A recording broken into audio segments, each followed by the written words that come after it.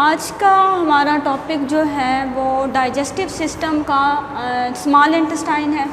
Small intestine जो है अगर हम देखते हैं तो इसकी लेंथ जो है वो 7 to 8 मीटर होती है, यानी कि स्मॉल इंटेस्टाइन की जो टोटल लेंथ है वो 7 to 8 मीटर है। जब हम बात कर रहे थे स्टमक की, तो स्टमक जो है ये मैदा, स्टमक के अंदर जो है टोटली पार्शियल डाइजेशन होती है।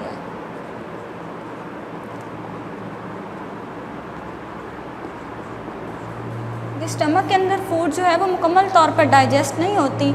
स्टमक फूड को जो है नेक्स्ट ट्रांसफ़र कर देता है इंटेस्टाइन की तरफ। इंटेस्टाइन जो है उसमें एक तो कंप्लीट फूड की डाइजेशन होती है, दूसरा फूड जो है फूड के पार्टिकल्स डाइजेस्ट होने के बाद इंटेस्टाइन से ही आपके ब्लड स्ट्रीम के अंदर एब्जॉर्ब हो जाते हैं। तो ये पाई कहाँ जाती है? एक तो ये पेट के अंदर होती है, एम्बेलिकस के इर्द गिर्द पाई जाती है, और जो है इसके इतराफ़ में इस साइड पर बैरूनी साइड पे जो है वो बड़ी आंत पाई जाती है, यानी कि सेंटर में स्मॉल इंटेस्टाइन और बैरूनी तौर पे बड़ी आंत होती है। इसके अगर हम पार्ट स्टडी करते हैं तो जो स्टमक है उसके फ़ौरन बाद जो पहला हिस्सा होता है स्मॉल इंटेस्टाइन का, उसको हम बोलते हैं ड्यूडेनम, और जो उसके मिडल का पोर्शन होता है वो होता है ज्यूजिनम होता है, और जो लास्ट पोर्शन होता है ये इलियम कहलाता है।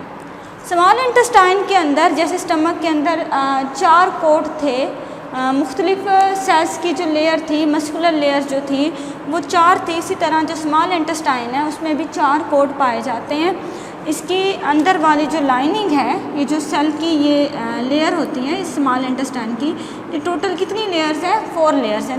4 जो हैं तहों पर मुश्तमिल होता है। Serous coat, muscular coat, mucus inner coat और सब म्यूकस कोट होता है। सेरस कोट जो होता है ये सबसे जो है वो बैरूनी उसका हिस्सा होता है, उसके अंदर मस्कुलर कोट होता है, मस्कुलर कोट के अंदर जो है वो सब म्यूकस कोट होता है, और सबसे अंदरूनी तरफ जो है स्मॉल इंटेस्टाइन के वो इनर कोट पाया जाता है। अब जो मस्कुलर कोट होता है इसमें 2 तरह के सेल्स होते हैं। एक सेल होते हैं गोल सर्कुलर सेल होते हैं, और लॉन्गिट्यूडनल अमूदन सेल की 2 तरह की सेल्स की लेयर पाई जाती हैं, और मसल्स की। और ये जो मसल्स होते हैं ये सिकुड़ते और फैलते हैं, और जिसके नतीजे में फूड जो है वो स्मॉल इंटेस्टाइन के फर्स्ट पोर्शन से आगे की तरफ लास्ट पोर्शन तक मूव करती है। उसके बाद जो डाइजेस्टेड फूड होती है वो तो ब्लड के अंदर एब्जॉर्ब हो जाती है, और जो गैर हज़म शुदा खुराक होती है वो आगे की तरफ मूव कर जाती है लार्ज इंटेस्टाइन में। लार्ज इंटेस्टाइन जो होता है वो उसका कुछ पोर्शन जो है वो पानी को जज़ब करता है, जो इजाफी पानी फूड के अंदर होता है उसको जज़ब करता है, और नमकियात को जज़ब करता है, और बाकी जो फाजिल मादे होते हैं वो आपके जिस्म से उसको एक्सक्रीट कर देता है। मीन्स के खुराक जो है स्टमक से आगे लार्ज इंटेस्टाइन तक, यानी कि डाइजेस्टेड फूड तो ब्लड में एब्जॉर्ब हो गई, जो अनडाइजेस्टेड फूड है वो आगे लार्ज इंटेस्टाइन में मूव करेगी, और जिस मूवमेंट से ये खुराक आगे जाती है वो किसकी वजह से प्रोड्यूस होते हैं? ये ओज़लात जो गोल होते हैं और अमूदन शक्ल के होते हैं। अगर हम इसके पार्ट स्टडी करें तो सबसे पहला हिस्सा जो स्टमक के बाद है वो ड्यूडेनम कहलाता है। ये सबसे पहला हिस्सा होता है, 25 सेंटीमीटर इसकी टोटल लेंथ है, और ये वो पॉइंट है जहाँ पर गाल ब्लैडर और पैंक्रियास, पित्ता और लबलबा के जो रतूबतें हैं वो कहाँ जाकर ऐड होती हैं? स्मॉल इंटेस्टाइन के फर्स्ट पोर्शन के अंदर। गाल ब्लैडर प्रोड्यूस करता है बाइल जूस, और जो पैंक्रियास है ये पैंक्रियाटिक जूस पैदा करते हैं। ये दोनों जो बाइल जूस हैं, पैंक्रियाटिक जूस हैं, ये फ़ैट्स जो हैं मुख्तलिफ फ़ैट्स उन पर अमल करते हैं और ख़ुराक को इलेक्ट्रोलाइट के तौर पर काम करते हैं और ख़ुराक को डाइजेस्ट करने में हेल्प आउट करते हैं। तो ये दोनों जूसेस जो हैं वो एक ही नाली जिसे हम कहते हैं कॉमन बाइल डक्ट, उसके ज़रिए स्मॉल इंटेस्टाइन के फर्स्ट पोर्शन के अंदर ऐड हो जाते हैं। और स्मॉल इंटेस्टाइन के अंदर जिस यानी कि नाली के ज़रिए ये ऐड होते हैं वो तो कहलाती है कॉमन बाइल डक्ट, और जिस पॉइंट पर वो जाकर स्मॉल इंटेस्टाइन में ऐड होते हैं वो पॉइंट कहलाता है एम्प्यूला, यानी कि पित्ता और लबलबा का सुराख जो आंतों में खुलता है वो कहलाता है एम्प्यूला। अगर ये इस तरह कॉमन बाइल डक्ट है क्या है, कॉमन बाइल डक्ट। इसको कॉमन बाइल डक्ट इसलिए कहते हैं क्योंकि इसमें बाइल जूस भी होता है, साथ में इसमें पैंक्रियाटिक जूस होता है। और ये पॉइंट है, इसके बाद जो है वो स्मॉल इंटेस्टाइन शुरू हो जाती है। तो ये पॉइंट क्या कहलाएगा, एम्प्यूला। जहाँ पर कॉमन बाइल डक्ट आगे स्मॉल इंटेस्टाइन में खुलती है वो पॉइंट कहलाता है एम्प्यूला। जो स्मॉल इंटेस्टाइन की ड्यूडेनम जो है, इसकी जो शेप होती है वो अंग्रेज़ी हुर्फ जो सी होता है उससे मुशाबियत रखते हैं, उससे मिलती जुलती है। सेकंड पोर्शन इसका होता है जियोजिनम होता है, ये सेकंड पार्ट ऑफ इंटेस्टाइन होता है। फिर इससे खुराक आगे जो इंटेस्टाइन का लास्ट पार्ट है इलियम, उसकी तरफ मूव कर जाती है। अब इलियम जो है स्मॉल इंटेस्टाइन का वो पोर्शन है, इन दोनों, ये जो फर्स्ट पोर्शन है और सेकंड पोर्शन है स्मॉल इंटेस्टाइन का, इन दोनों पोर्शन के अंदर खुराक जो है वो डाइजेस्ट होती है। लेकिन ये जो लास्ट पोर्शन है इलियम, इसके अंदर जो डाइजेस्ट भी होती है, साथ में खुराक एब्जॉर्ब भी होती है, जज़ब भी हो जाती है। और जो अनडाइजेस्टेड फूड है वो आगे लार्ज इंटेस्टाइन में मूव कर जाते हैं। डाइजेस्टेड एब्जॉर्ब हो जाती है और जो अनडाइजेस्टेड है वो लार्ज इंटेस्टाइन में मूव करती है। तो इलियम वो पोर्शन है जिसमें डाइजेशन के साथ साथ एब्जॉर्प्शन भी होती है।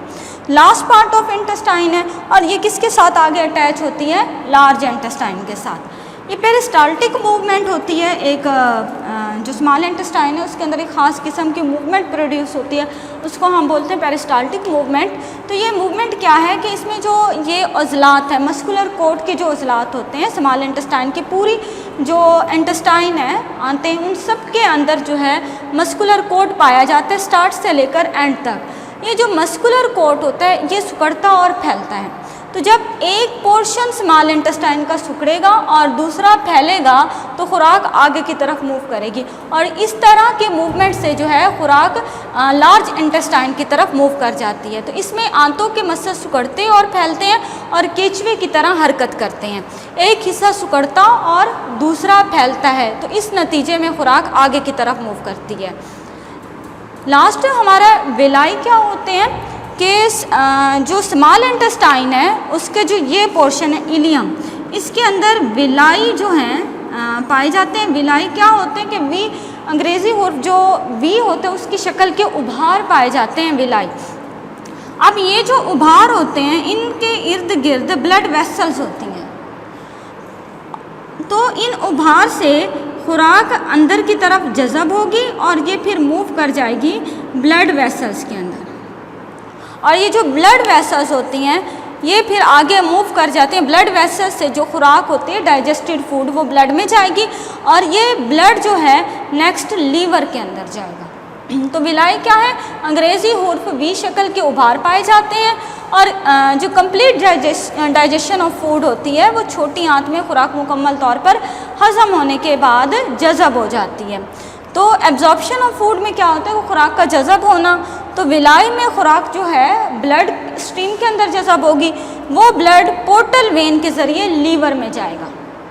यानी कि विलाई वो पोर्शन है स्मॉल इंटेस्टाइन का जहाँ पर डाइजेस्टेड फूड, हज़म शुदा खुराक जज़ब होने के बाद लीवर में जाएगी, और जज़ब किसके अंदर होगी, विलाई में होगी। विलाई से ब्लड स्ट्रीम में जाएगी। ब्लड जो है इसको पोर्टल यानी कि वो जो खून है वो पोर्टल वेन के ज़रिए लीवर में जाएगा, और लीवर के अंदर मज़ीद डिटॉक्सिफिकेशन, मॉडिफिकेशन, यूरिया फॉर्मेशन होगी। तो ये सारा प्रोसेस से निकलने के बाद ये ब्लड लीवर से आपके दोबारा पूरे ब्लड स्ट्रीम के अंदर फैल जाएगा। तो जो है स्मॉल इंटेस्टाइन है हमारा आज का टॉपिक। इस स्मॉल इंटेस्टाइन में हम लोगों ने स्टार्ट से पढ़ा कि डाइजेशन कहाँ से स्टार्ट होती है, हमारी ओरल कैविटी से। फिर उसके बाद खुराक जाती है एसोफेगस, खुराक की नाली, फिर स्टमक में आती है। स्टमक वो जो है डाइजेस्टिव सिस्टम का वो हिस्सा है जहाँ पर खुराक जो है वो HCl के साथ मिलती है, ताकि जो है खुराक के अंदर जितने भी एंटीसेप्टिक्स हैं, डिसइंफेक्टेंट्स हैं वो किल हो जाएं। कुछ प्रोटीन जैसे कि पेप्सिन एंजाइम है वो प्रोटीन की डाइजेशन करते हैं, तो फिर वही खुराक आगे स्मॉल इंटेस्टाइन में आती है। यहाँ पार्शियल डाइजेशन ऑफ फूड होती है, यहाँ पर complete digestion of food plus absorption of food होती है, यानी कि मुकम्मल तौर पे खुराक जज़ब भी होती है और डाइजेस्ट भी होती है। तो अब क्या होता है कि स्मॉल इंटेस्टाइन डाइजेस्टिव सिस्टम का सबसे इम्पॉर्टेंट हिस्सा इसलिए है क्योंकि यहाँ पर खुराक जो है आपके ब्लड के अंदर जज़ब होती है और जो गैर हज़म शुदा खुराक होती है वो लार्ज इंटेस्टाइन की तरफ मूव कर जाती है।